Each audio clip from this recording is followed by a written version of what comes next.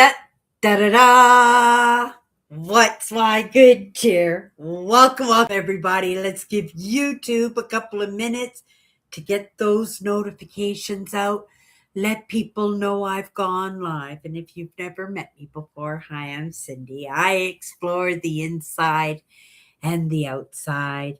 And today was a little bit of both. In actuality, I was trying to stay pretty present when I am out and about in public. I take it into consideration that, that I have that insight, that ability that I can light somebody's day up in a way where it might not be feeling good in the moment. And it's always just in the moment. And that's what I try to remind people, when they're going through rough times, that it's not going to last forever, that you're going to come out of it. And, you might not think that you might not ever find that light. You might not ever find that fire and that desire and lust for life. But I don't think, for the most part, we give it enough chances. Right. We think one bad thing happens to us and it's the end of the world. And we are so privileged, even in those places in the world where you might not think that you're privileged. But, when you have like world water come in and build you a well, and for generations you've been getting your water, hiking for your water for hours. Maybe that's an exaggeration, but maybe it's not. Just to get to a muddy hole full of bacteria and, right, be grateful for that. But things are looking better. It's looking better because we're putting more effort into it. We're caring a little bit more about our neighbor, considering that our lives are a little bit better, right? Even for myself, I try to think, where can I improve things, even if it's just in a conversation, right? I can beat myself up thinking that I don't have a gazillion dollars. I can't even take care of myself. How can I expect that I can take care of others? It's in that idea, right? That we can just be a shoulder to cry on sometimes. Sometimes we don't even have to have anybody recognize our little bit of contribution. Sometimes it's just sitting there and wishing somebody well, or not sitting there. I'm just thinking, I was on the bus today, and to look at those sections when I was a kid, we used to try to avoid them because they were for the seniors and they were for the handicapped and they were for the new mothers and stuff. So we usually just out of courtesy left those seats open all the time, finding myself in those years and still capable of getting up and moving to the back if I had to. I find myself taking advantage of those seats, but I also take a look around and I see the students taking up those seats. And I'm not just putting it on the students, but let's just say the young generation, right, in general. But they don't even notice if somebody's in need of those seats come onto the bus because they're so glued to their phones that, right? We were talking about this yesterday about paying attention, about what's coming across your path. But how can you do that if you're so glued in, you're so highly focused on your phone, right? Or in your video games on TV or that television show. We are all pulled away from what's important. It is that idea that, we're supposed to be moving towards something that will benefit us a little bit better. But, right, when we're not even catching those small details, how can we expect that we're going to catch the bigger picture? But that's the idea. That's the kind of movement that I'm making, in that, knowing that those answers are in my everyday, day to day, those moments that I have an opportunity or not to have a conversation or an experience with a stranger, those moments when I can connect to family members, knowing that they could use a little bit of good cheer too. And it's in my choices or not to make those experiences, right? Have those connections. And it's not like it's a test to see if we will, but it's paying attention, right? In our own lives to see, are we reaching out that way? Are we connecting that way? Are we experiencing that way or not? Right?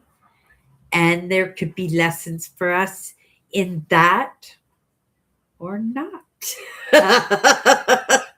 Right? We are given so much rope, and it's not so much rope to hang ourselves, but it's so much rope to see if we are given more lengths in that rope.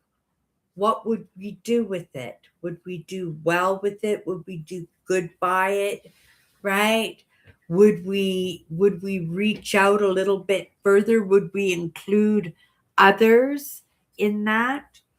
Or do we just hold that rope short and not feel out the expanse in front of us? And wouldn't that be a shame? I try really hard. Sometimes even for myself, I don't think I have a lot of rope. I don't feel like, that there is a lot of expanse for me. But I take it, right? I set my goals and I work towards them, and I find in the evidence of them continuously working out for me that I can reach a little bit further. I can go a little bit beyond what I thought I was capable, right? Maybe not what I was capable of yesterday, but maybe, right? But at the very least, more capable than I was last year, right? Maybe last month. And like I said, maybe yesterday. But it's in my choices, in all our choices, and that amount of effort.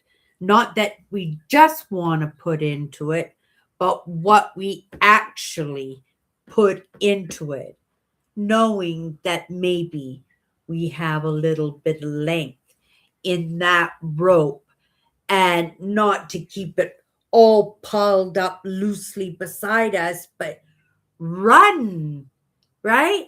And see how far that rope will go before we get jerked back, right? We might surprise ourselves. I've surprised myself so many times in realizing that, I'm a lot more capable than I thought I was, right? I'm a lot more courageous sometimes and a lot more braver, right? I have a lot more going on up there than I was led to believe. And it's fun experimenting in that and, right, testing that rope and finding if that rope actually has some stretch to it. Wouldn't that be interesting? We don't even know how long that rope is, let alone if it's got some stretch to it. Again, it's in our choices, and then it's in playing with that rope and right taking those little bit of runs and seeing where we're getting tripped up or where that spring is whacking us backwards a little bit and then recognizing, oh my goodness, right, this rope actually even has stretch to that. Who knew, right? But without trying, we're never we're never going to know. And I'm grateful to have a curious mind because it's that curious mind that's going to play, it's going to experiment. Yes, that curious mind is going to push that red button every once in a while and reset. And that's a truth. That's a truth too. But it's in that reset that we get to do things better. It is in the mess that we make that we get to clean it up and do a little bit better by ourselves, do a little bit better by the people that we surround ourselves, our family, our friends, our co-workers, the world, right? But how do you know unless you, right? Test it out, right? Be brave enough, be courageous enough to have an experience that you have no idea what that outcome could be, right? You could quite possibly fall flat on your face. You could possibly lose the last penny in that bank account, but you might not, right? You might do good. Now, this is coming from somebody who doesn't gamble anymore, right? I like those short ropes, right? Sometimes in the way that we're brought up, in the experiences that we have, right? Having that free range, right? Having that unlimited limited length of rope to go off and do what we want can seem a little bit intimidating, can seem a little bit too much freedom, right? Too much freedom. And if you've always had a loose rope, right, then it's important for us to test the length of it, to test the possibilities, because you never want to end your life with regrets, knowing that you had that rope, you had that length, and never even tested it. But at the same time, right, it can be intimidating, and it's not like we're expected, right, to use every single inch of that rope. But can we use some of it? Can we explore a little bit? Can we experiment a little bit? And this is how I look at it. I don't want to have regrets. There are regrets in my life already, regrets that I can't rectify in the fact that there are other parties that were involved in those. But you know what? Maybe it's not for me to rectify, right? Just to accept the experience that it was and take it for what it is, and then just move on to the next experience, knowing that I can because, I've got a little bit of length going on, right? That I'm not going to get lost in whatever I'm doing because I'm tethered, right? You'd like to think that you're tethered. Make sure that you're tethered to something, grounded to something. You have a home base, you have set values, you have some tools and some resources at the very least, right? But to experiment, to explore, oh my goodness, what an adventure in life. What a what a moment on your 85th birthday when you're sitting there in your rocking chair and you're looking out the window at the snow, which is what I'll be doing tomorrow. We're expecting our first doozy storm. We got an Alberta Clipper rolling in, and it's going to put on a show. I like crazy weather.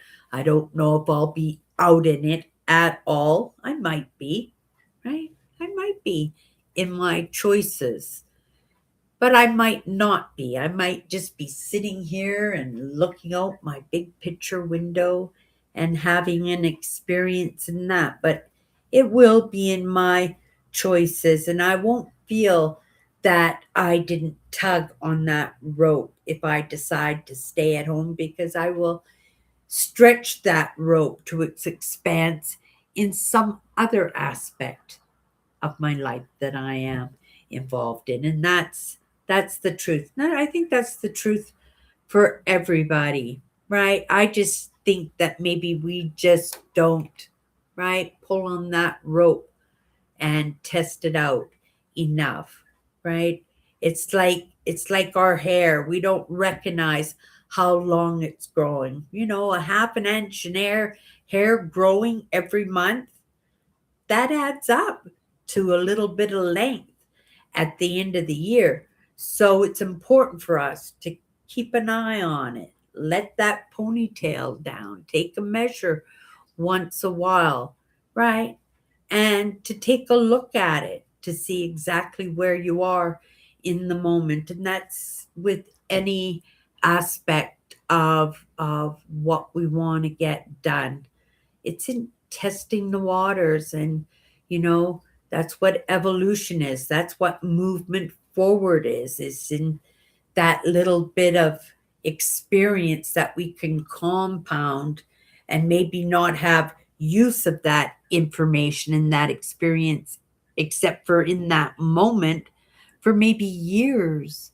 But right, maybe a couple of years down the road you find yourself in a situation where you might have to dig yourself out or dig your family out, dig your community out, dig the world out, right? Hopefully it's not a one man show when that moment happens, right? But because you stretched yourself, because you made choices, because you made a little bit of movement for yourself, you did the hard thing, you did what was necessary, right? That maybe, right, that you get to continue to move on where others, right, they're afraid. They've got all that length of rope and they're not even going to test to see how far it will get them, if it's enough to get them out of harm's way, right? Or even to see if it's grounded, if it's staked in. And we can only be responsible for our own actions in that, and our own decisions, and being sensitive, right? We would like to take everybody along for that ride. But when you're not too sure what that ride is for yourself and you're riding those waves in the moment as you go along, right? It's just enough to keep yourself balanced in that mess, right? But it would sure be nice if I could be the evidence for somebody else, right? That it could be done, that those waves are being ridden, right? Those big tunnel waves like they do in Hawaii. Get one of those videos and maybe then I'll go viral.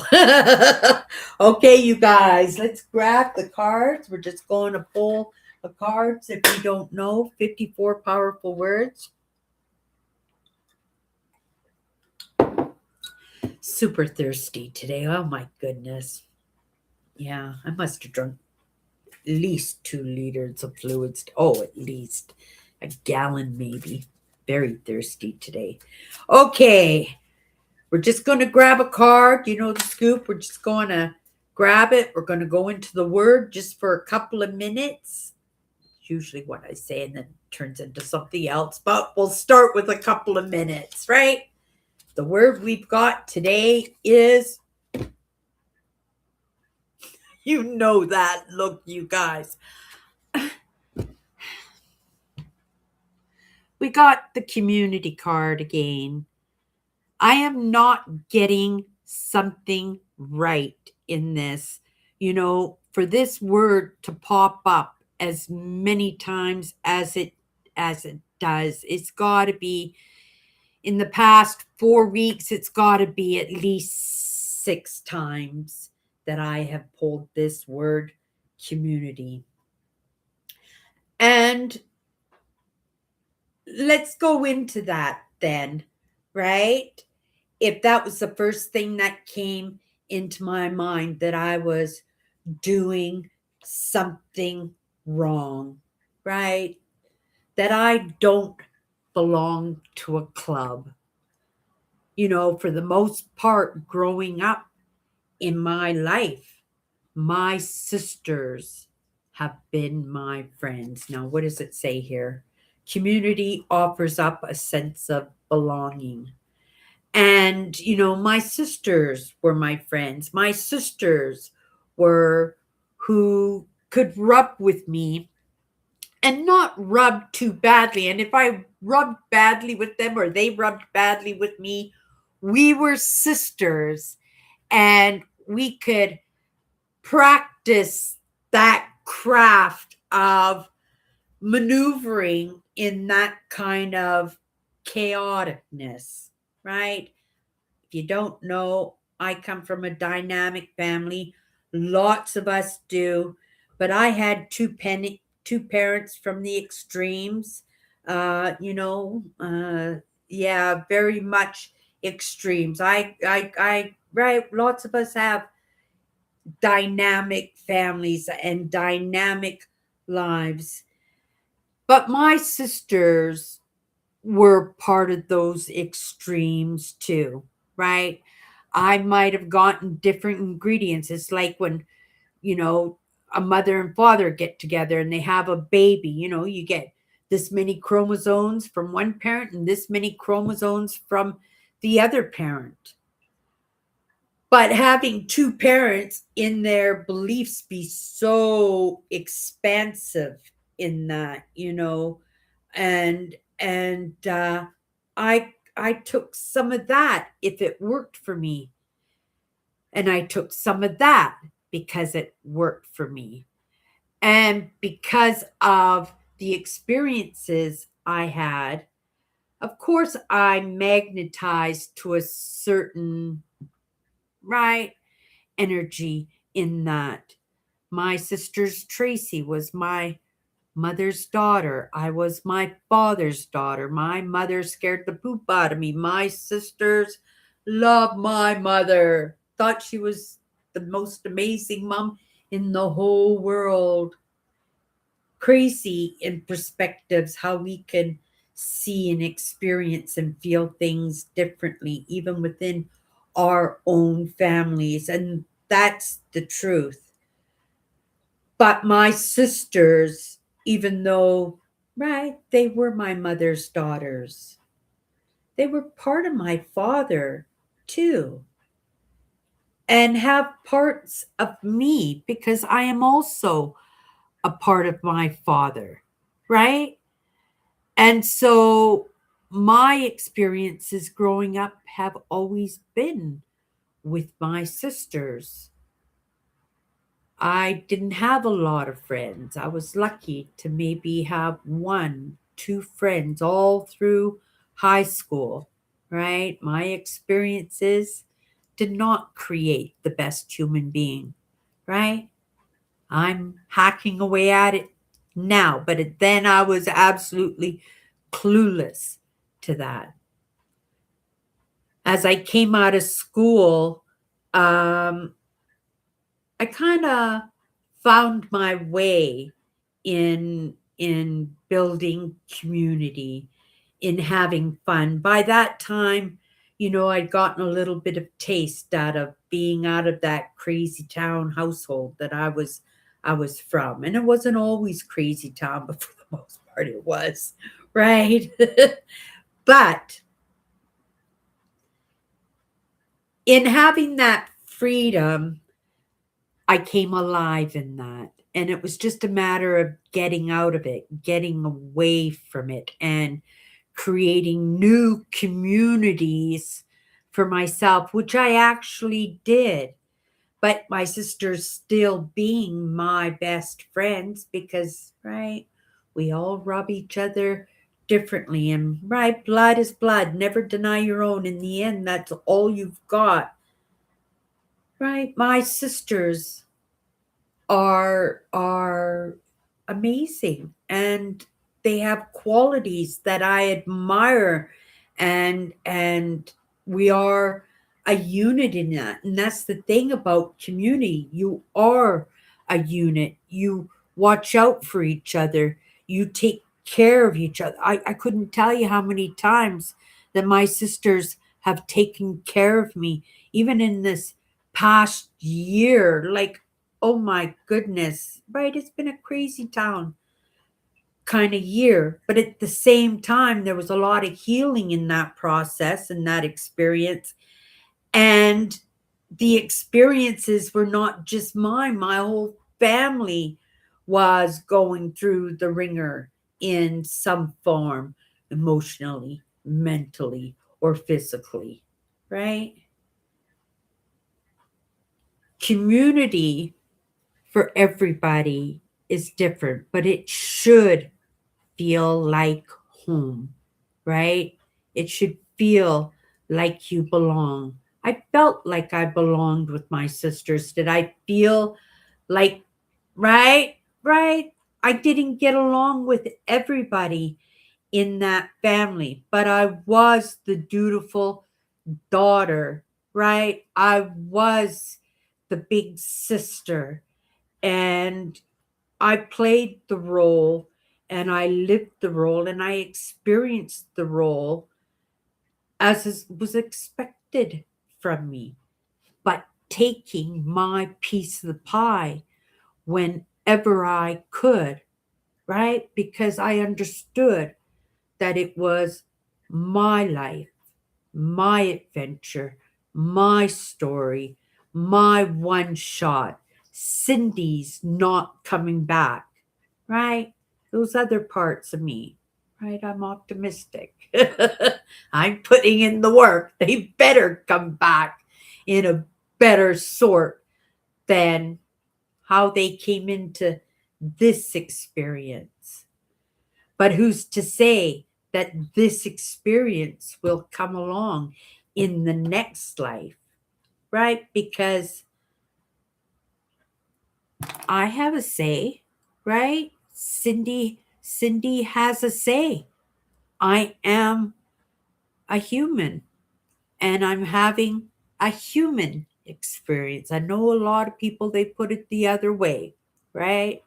But I'm a human having a experience. And, because my beliefs are tied into it, and because my brand is tied into it, and because my life is tied into it, I have to be that community, right? I have to be that bridge to be able to make that movement in my choices, to stretch that rope whenever possible, right? Have I got to the point to see whether that rope can stretch? I think so, a few times, but it doesn't mean it's not going to happen again. It most definitely will. Let me have a sip. Okay, you guys. It's curious, isn't it, that I should pull this card as many times as I do. In this deck of 54 powerful words, there are cards I have never even pulled yet. Guaranteed this will get pulled next week if I didn't get it right tonight. Right? I know that message doesn't necessarily mean it's for me, but because I'm delving in the topic myself, in trying to feel out where is my place. And in this moment, this is my this is my place, right? And every day it's going to be my place. It's going to look different. My place is always going to be looking different. I'm going to look different. I'm going to seem different, experience different. It's going to change me, right? But it doesn't mean at any moment that that's not me. That's just a better version of me. And that makes me happy because that's exactly what I want to do in the creation of the best human being that I can possibly be. Okay, you guys. Have a great night, and we'll see you tomorrow.